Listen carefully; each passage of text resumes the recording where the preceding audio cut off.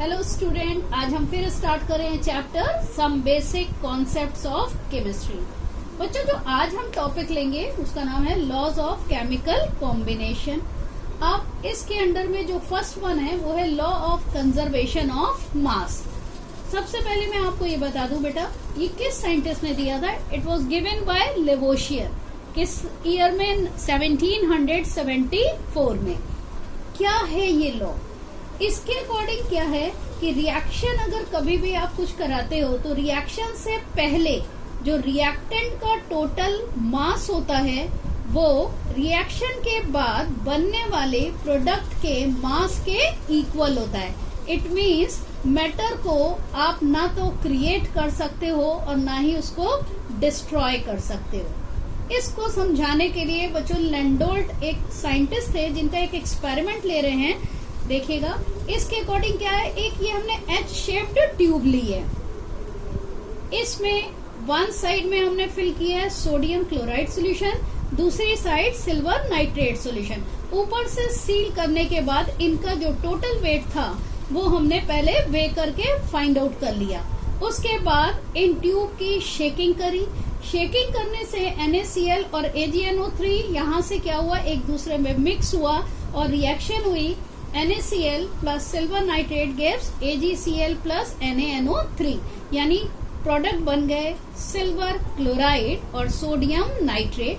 तो बच्चों प्रोडक्ट बनने के बाद अगेन इस ट्यूब को वे किया गया तो देखा गया कि इनका वेट वही था जो कि रिएक्शन से पहले। इसका मतलब कि रिएक्शन हुई तो रिएक्टेंट से प्रोडक्ट बनने में मास में कोई भी चेंज नहीं आता। It means total mass of NaCl plus AgNO3 equal to total mass of AgCl plus NaNO3। अब बच्चों नेक्स्ट हम लेते हैं लॉ ऑफ कांस्टेंट प्रोपोर्शन। अब ये किसने दिया था? साइंटिस्ट प्राउस्ट ने 1799 में। अब बच्चों इसके अकॉर्डिंग क्या है कि कोई भी कंपाउंड चाहे किसी भी मेथड से बनाया हो लेकिन उसमें जो एलिमेंट्स प्रेजेंट होते हैं और उनका जो रेशो होता है वो हमेशा फिक्स्ड होता है। इसके लिए एक एग्जांपल लेते हैं। मैंने यहाँ लिया है पहले कार्बन डाइऑक्साइड। बच्चों कार्बन डाइऑक्साइड एटमॉस्फेयर में भी है। अगर हम डिफरेंट टाइप की केमिकल रिएक्शन देखें, जैसे कैल्शियम कार्बोनेट लाइम स्टोन को हीट कर दें तो बनता है कैल्शियम ऑक्साइड और कार्बन डाइऑक्साइड। कोई और रिएक्शन लेते हैं, जैसे हमने लिया कैल्शियम कार्बोनेट और HCl, उसमें भी देखिए कैल्शियम क्लोराइड वाटर और कार्बन डाइऑक्साइड बना है। तो मतलब मेरा यहाँ ये कहने का है कि कार्बन डाइऑक्साइड चाहे किसी भी मेथड से आप बनी हुई ले, लेकिन उसमें जो एलिमेंट हैं कार्बन और ऑक्सीजन, उनके बीच में जो उनके मास का रेशो है वो हमेशा सेम होगा। कैसे देखिएगा, ये मैंने लिया है बच्चों atomic weight of carbon 12 ratio atomic weight लिया है ऑक्सीजन का। ऑक्सीजन का एक एटम का एटॉमिक वेट 16, दो एटम इसलिए कितना हो गया 32। अगर हम चाहें तो उसको 3:8 भी लिख सकते हैं। अब आप CO2 किसी भी मेथड से बनी हुई लीजिए, उसमें कार्बन और ऑक्सीजन के मास का रेशियो हमेशा क्या होगा 3:8। अब बच्चों एक एग्जांपल हम लिख सकते हैं वाटर का। वाटर हम डिफरेंट सोर्सेस से लेते हैं, टैप में भी है, रिवर में भी है, सी में भी है, रेन में भी है और केमिकल रिएक्शन के थ्रू भी हम वाटर क्रिएट कर सकते हैं। लेकिन कोई भी वाटर का मॉलिक्यूल लीजिए, उसमें हाइड्रोजन और ऑक्सीजन के मास का जो रेशो है वो हमेशा क्या 1:8। कैसे ये भी देख लीजिए, हाइड्रोजन एटॉमिक वेट 1, 2 एटम्स हैं इसलिए 2 हो गया। ऑक्सीजन एटॉमिक वेट 16, आप इसको लिख सकते हो 1:8। तो वाटर का मॉलिक्यूल आप कहीं से लीजिए, किसी भी मेथड से बना हुआ, लेकिन उसमें हाइड्रोजन ऑक्सीजन के मास का रेशो हमेशा 1:8 होगा। बच्चों जो तीसरा लॉ ले रहे हैं वो कौन सा है? लॉ ऑफ मल्टीपल प्रोपोर्शन, जो कि दिया था साइंटिस्ट डाल्टन ने 1808 में। अब बच्चों मल्टीपल प्रोपोर्शन लॉ क्या है? कभी भी दो एलिमेंट कंबाइन होकर अगर एक से ज्यादा कंपाउंड फॉर्म करते हैं, फॉर एग्जाम्पल मैंने इसमें लिया है बच्चों हाइड्रोजन और ऑक्सीजन से बनाया है एक वाटर और एक बनाया है हाइड्रोजन पर ऑक्साइड। तो लॉ क्या है, फिर से सुनिएगा। अगर कभी भी दो एलिमेंट कंबाइन करके एक से ज्यादा कंपाउंड फॉर्म करते हैं और उनमें से अगर किसी एक एलिमेंट का मास कांस्टेंट कर दे, जैसे इसमें मैंने हाइड्रोजन का मास कांस्टेंट रखा है 2, ठीक है, तो दूसरा जो एलिमेंट है उनके मास में जो रेशो आता है वो क्या होता है, सिंपल रेशो। देखिएगा बच्चों फिर से, वाटर, इसमें हाइड्रोजन जिसका एटॉमिक वेट 1 है, 2 एटम्स हैं, इसलिए 2:16, this is the atomic weight of oxygen. इसी तरह हाइड्रोजन परऑक्साइड का निकाला मैंने 2:32। अगर अब हम देखें हाइड्रोजन का इसमें मास वो कांस्टेंट है, 2 है दोनों में, तो अगर हम ऑक्सीजन का वाटर और H2O2 में रेशो देखें तो क्या है, 16:32, जिसको हम 1:2 भी कहते हैं। तो बेटा या तो ये रेशो क्या होगा, सिंपल रेशो। आप इसमें देखिए तो मैंने इंटीजर यूज किए हैं, कोई डेसिमल यूज नहीं हुआ। ऐसे ही एक एग्जांपल देखिए और लेते हैं। अब की मैंने एलिमेंट लिए कार्बन और ऑक्सीजन। कार्बन और ऑक्सीजन को कंबाइन करें बच्चों तो एक कंपाउंड बन सकता है कार्बन मोनोऑक्साइड, दूसरा बना सकते हैं कार्बन डाइऑक्साइड। अब कार्बन जिसका एटॉमिक मास है 12, ऑक्सीजन 16, इसमें कार्बन एटॉमिक मास 12, ऑक्सीजन का मैंने यहाँ 32 किया है क्योंकि बच्चों यहाँ 2 एटम हैं ऑक्सीजन के। तो अब कार्बन का मास देखिए कांस्टेंट है 12-12 दोनों में। तो अगर हम ऑक्सीजन का रेशो ले कार्बन मोनोऑक्साइड और कार्बन डाइऑक्साइड में तो क्या रहा है, 16:32, अगेन 1:2। तो आप ये देखिए कि कोई भी एग्जांपल लें तो उसमें जो एलिमेंट का जो रेशो है दोनों कंपाउंड्स में वो एक सिंपल रेशो होगा। बच्चों ये बहुत ही इंपॉर्टेंट लॉ है, कंपटीशन में अक्सर आ जाता है, कोई एग्जांपल्स दे दिए जाते हैं और पूछा जाता है कि ये जो कंपाउंड है वो कौन से लॉ को फॉलो कर रहे हैं। तो बच्चों याद रखिएगा, अगर सिर्फ 2 एलिमेंट से बने हुए कंपाउंड हैं तो याद रखिएगा वो हमेशा किसको फॉलो कर रहे हैं, लॉ ऑफ मल्टीपल प्रोपोर्शन। बच्चों जो नेक्स्ट लॉ ले रहे हैं वो कौन सा, देखिए लॉ ऑफ रेसिप्रोकल प्रोपोर्शंस।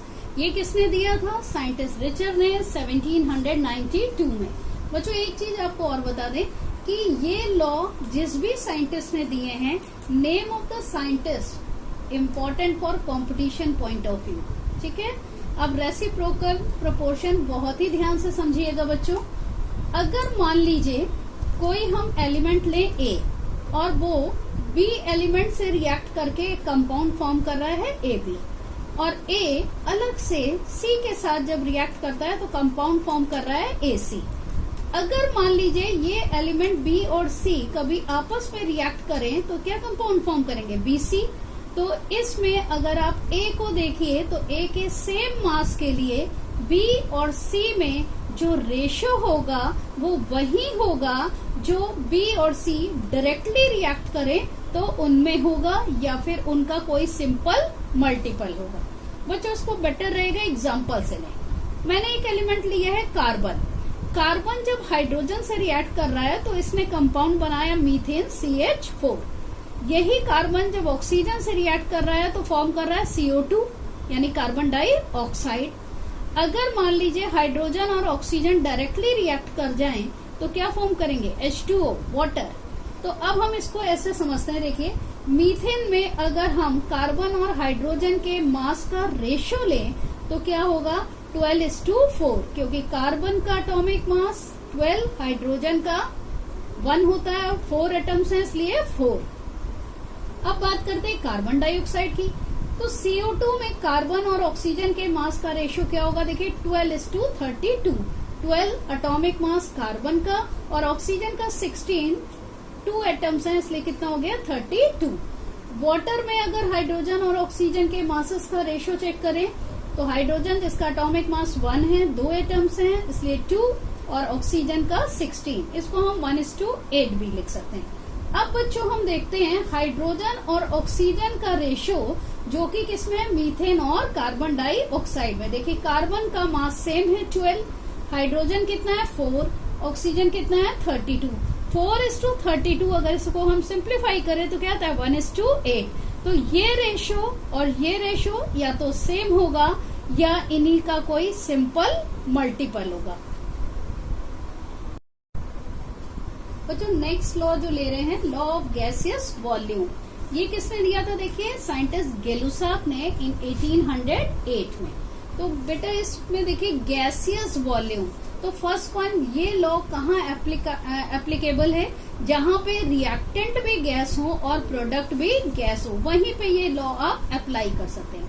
तो क्या है इसका लॉ? देखिएगा, अगर कभी किसी रिएक्शन में रिएक्टेंट्स भी गैस हो और प्रोडक्ट भी गैस हो, तो उन रिएक्टेंट और प्रोडक्ट के वॉल्यूम में जो रेशो होता है वो एक सिंपल रेशो होता है। देखिएगा कैसे, इसको एग्जांपल से समझते हैं। मैंने एक एग्जांपल लिया है, H2 plus Cl2 gives 2HCl। बच्चों इसमें देखिए तो हाइड्रोजन का वॉल्यूम कितना है? 1, क्लोरीन का 1 और HCl का कितना है? 2। तो इनका जो रेशो हुआ हाइड्रोजन, क्लोरीन और HCl के वॉल्यूम्स का क्या होगा? 1:1:2, जो कि एक सिंपल रेशो। सिंपल रेशो से ये कंफ्यूज मत करिएगा कि हमेशा 1, 2, 3 होगा या किसी पर्टिकुलर ऑर्डर में होगा। सिंपल रेशो मीन्स क्या है कि जो इनके बीच में जो रेशो है वो इंटीजर होगा, उसमें कोई भी डेसिमल साइन नहीं होगा। एक और एग्जांपल लेते हैं, N2 plus 3H2 gives 2NH3। अब नाइट्रोजन के यहाँ कितने वॉल्यूम है बच्चों? 1 volume, hydrogen 3 volume, ammonia 2 volume. तो अब इनमें रेशो क्या होगा वॉल्यूम्स का? 1:3:2। Again it is simple ratio. ठीक है बच्चों, थैंक यू।